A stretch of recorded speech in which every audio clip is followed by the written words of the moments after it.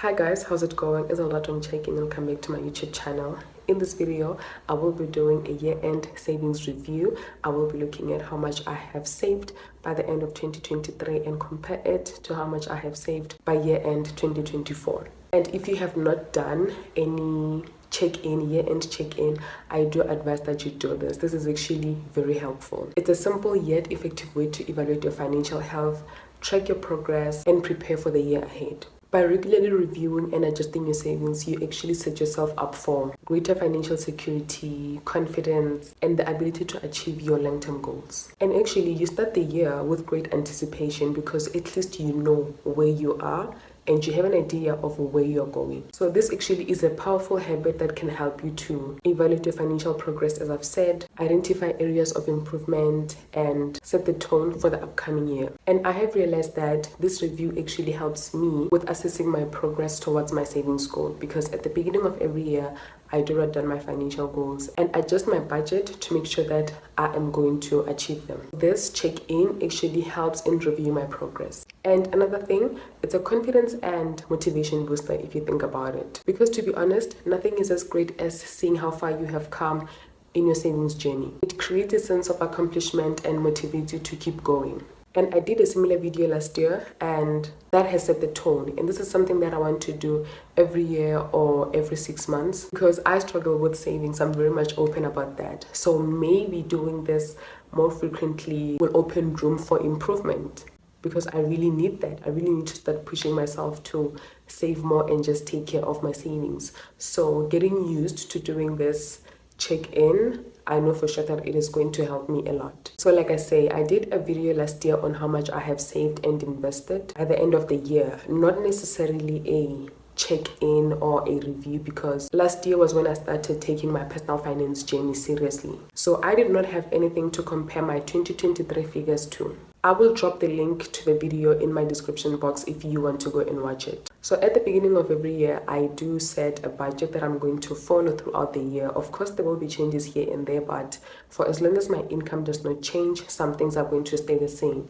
For example, savings and investment is always going to be the same because I look at how much I am earning and how much I afford to save and invest after I have paid everything. So at the beginning of the year, like I say, I do a budget. I had only 4,000 to save and invest. And at first, I had planned to save 3,000 and invest 1,000. But this changed when I have actually accepted the fact that I am not so good at saving, I am good at investing. I then decided to invest 3,000 and save 1,000. And the initial plan to save 3,000 was based on the fact that I wanted to prioritize emergency funds, and for obvious reasons that it is essential for financial peace of mind and stability. So saving money has always been a struggle. Even in 2024 last year, it has been a struggle. Like, this started way back, and I'm glad that I've actually got to realize that okay, this is an issue in 2023, and then that was when I've actually decided that okay,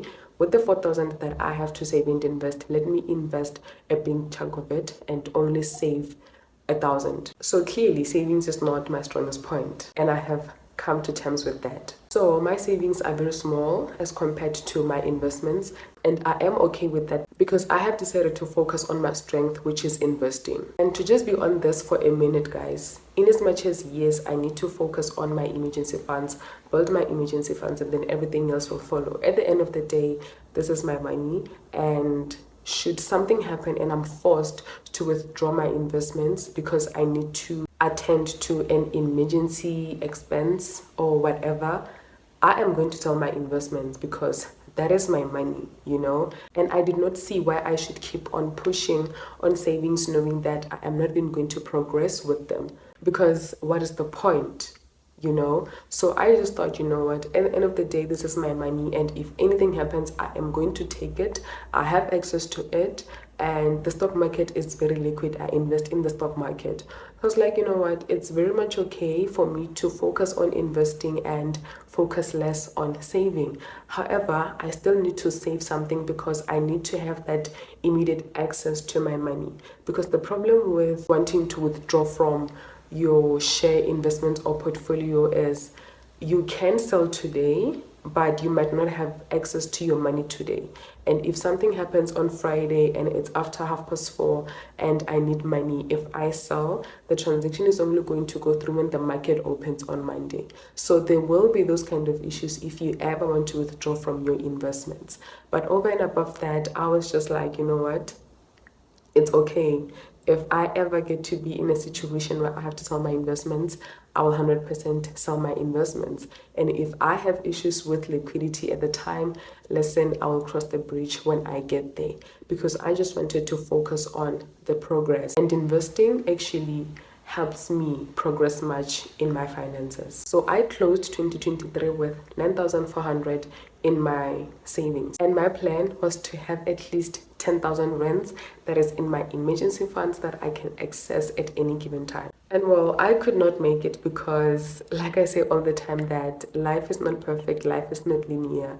You don't just plan to do this and it just be like that. Well, it does happen, but most times there will be hiccups here and there. So from that 9,400, I had fixed 5,400 because where there's liquidity, guys, there is issue. And understanding that I have issues with saving, it is my struggle. So I had to fix a portion of that money just so that I can focus on building the 4,000 that is now accessible. So I opened 2024 with that 9,400, which I had to use. We moved into a new apartment, a lot just happened. I did a video, I think in September, where I shared that I had used all my emergency funds. Actually, 2024 was a lot. That year had hands, and you know what, I'm grateful that it ended. So like I say, that a lot of things happened that affected my finances, my savings in particular, because I never had to withdraw from my investments. I lost my aunt, and a few weeks later I lost my brother, and I had health issues. I had to see specialists. It was just so crazy, and all of that actually needed money. And with regard to health, I do have a medical insurance, and a medical insurance is not a medical aid. It can only do so much. So the one that I have, actually, a visit to a specialist is only limited to one visit. So you only have to go and then claim later, you know. And if you have to go more often, they are not going to cover that. So it's more of an accidental cover, right? So I do not have medical aid. It's just a medical insurance, and it did help, honestly, but it could only do so much. And beyond that one specialist visit that I had to pop money. And this is not to disregard it, don't get me wrong. And if you know that you have health issues, you often go to the doctor, like you're just that sickly person, I would advise that you get a medical aid instead of a medical insurance, because a medical insurance is like, okay, you come 50%, I come 50%. So it's more like a 50-50 relationship, right? So rather get a medical aid than a medical insurance. So even in 2024, I had 1,000 rands to contribute to my savings. My income did not change, my salary actually did not change, and so did my budget. So I continued with saving 1,000 rands. It is not a lot, but it goes a long way, right? And it can actually build a solid emergency fund. So currently I have a total of 16,900 in savings, and 10,000 is fixed and 6,900 is accessible. 4,500 is in a different bank account, and the rest also is in a different bank account. So I do have two bank accounts that are dedicated to my savings. And here's the reason why for this that sounds like a mess, but it's not a mess. So like I say, that I struggle with saving money, right? So having only one bank that I am saving with, I still struggle to manage it, right? So I was like, okay, let me program my mind to say, I'm going to use FNB for my emergency funds, and I'm going to use another bank for just my savings. Like maybe say I have a savings goal of having 10,000, I'm going to focus on that other bank account, right? And make sure that, okay, I'm going to hit my 10,000 savings goal in that account. And then on this one, this is where I'm going to save my emergencies. And actually, if you watch Jennifer Rumalo, I just hope that I'm not butchering the saying, she actually encourages us to have a solutions fund, right? She calls it that you need to have it separate from your emergency funds. So you are going to have emergency funds and a solutions funds. So in emergency funds, this is where you save all the money that you dedicate for your emergencies. And then in that other account, the solutions funds account, you are just saving money for in case if you want to buy something, right? And which I think this arrangement works perfectly, because at least you know that with the emergency funds, you are not going to touch that money because it is for emergencies. So when you now only have one account where somehow you are mixing emergency funds and solutions funds, it's going to be a mess, because how are you going to know how much you have dedicated for the solutions funds and how much you have dedicated for an emergency funds?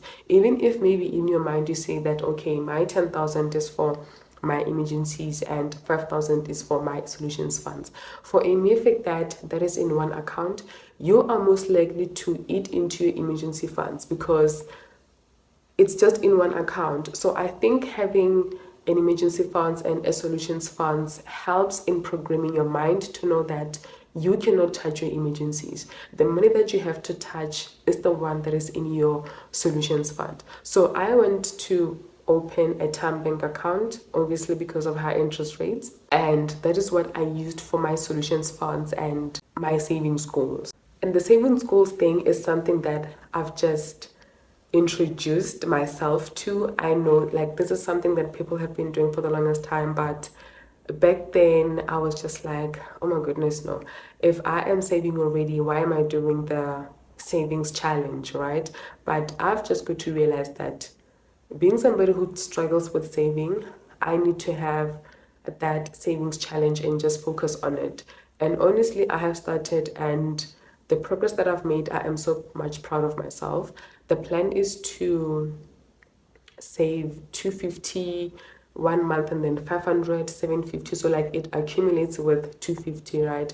And I am coming pretty much all right. And for me, it's all about mentally programming yourself that you are doing this thing, right? So I was like, you know what, in 2025, if there's one thing, I need to do this savings challenge that at the end of the year I need to have 20,000 over and above the money that I'm going to be saving for emergencies. And I really hope that this whole arrangement is not going to force me to continue fixing some of my money, because at least now I know that my money is separate, and if I just want money to maybe buy an ice cream or something, I can just go to my solutions funds. And fixing some of your emergency funds actually goes against the rules of having an emergency fund, because emergency funds have to be accessible.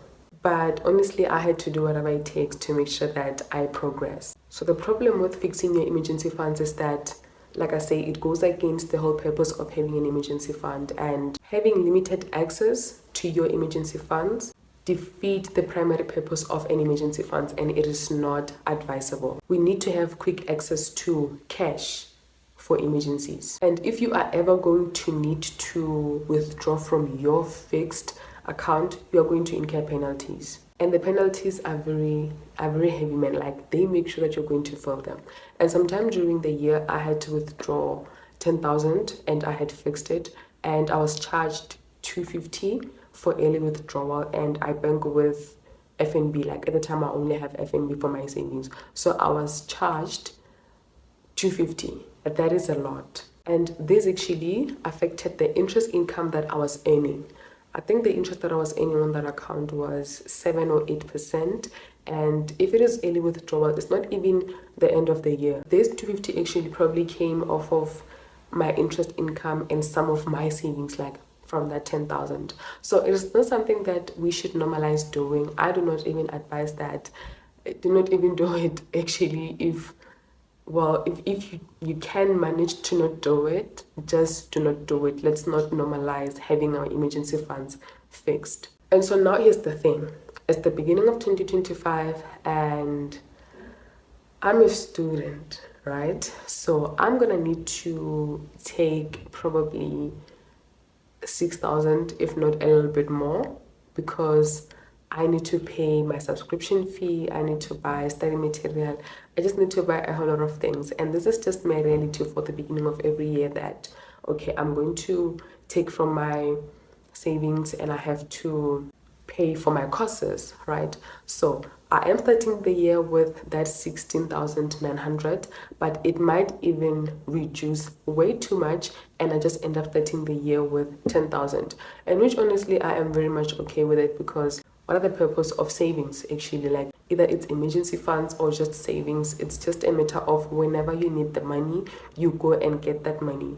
And to just have savings, actually, if you think about it, can help you. Like, it really can help you, because at least now I have money to pay towards my fees and get started with studying. So imagine if I did not have any savings, either in emergencies or whatever, like what was I going to do?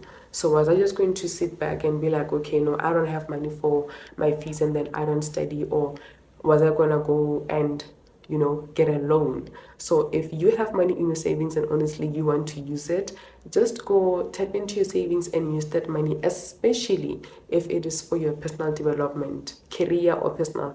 Just go and tap into your savings and take that money. And I think this is the part where we can say it is acceptable that you can go tap into your savings and later replace them, right? So that is just the whole point. So I am okay actually with taking that much money from my savings, and I know that, okay, I can recover it. I can just put myself in a position where I say, I need to recover that 6,000 or that 7,000 over and above my contributions towards my emergency funds or my solutions funds, because I believe that there is always something that you can do to make sure that you have more to save and invest. You could start selling something, you could have something on the side, or you can cut back on your expenses, right? So I know that, okay, I can make like few 200 rands during the month, so I can just dedicate those 200 rands into that fund and make sure that I recover that 6.9, and that is my whole plan. So this year actually I want to focus on my savings, and I really hope that it is going to go well. And when the semester ends, I need to do a check-in and see how I'm doing. But one thing I've realized is that ever since I opened that TymeBank account, I have made a huge progress, and my mind has shifted so much with regards to saving money, and it feels lighter now. Like, it's no longer something that stresses me. It just feels lighter knowing that, okay, I'm going to focus my emergency funds on my FNB, and then I'm going to focus on solutions funds and the savings challenge in my TymeBank. And I'm just going to put a screenshot somewhere here just so you can see how it is. I just like the fact that when you now go and put a savings goal to say, I want to have 20,000 invested at the end of the year, it does this roundish thing. You're going to see it, like, you see how it looks. It actually shows you that you now have 2,000 saved. This is how much you still have to go. And I think that is like a confidence booster, and it's a tool that can motivate you, because you get to see your progress and you get to see that, okay, you have set yourself this goal to have 20,000 by the end of the year, and you have to make it, you have to achieve that goal. So I really love TymeBank for that, because this actually helped me so much in changing my approach with saving. So I really hope that this year is going to be a good year, and I'm going to be Lerato who can save better. Over and above that, I just love the progress that I have made compared to 2023, because wow, the savings journey, honestly, like, it has not been an easy thing, and it's something that I continuously work towards being good at it. So I really hope that this year I am going to save money, you are going to save money, and you are going to open an emergency funds account and a solutions funds account. Well, if you see that it's going to work for you, and just make sure that this approach, you follow it, and at the end of the year, when you do your savings check-in, you actually see that, okay, you have come so far, and you get to be so much proud of yourself. And with that being said, thank you so much, guys, for watching. I will see you in my next video. Bye.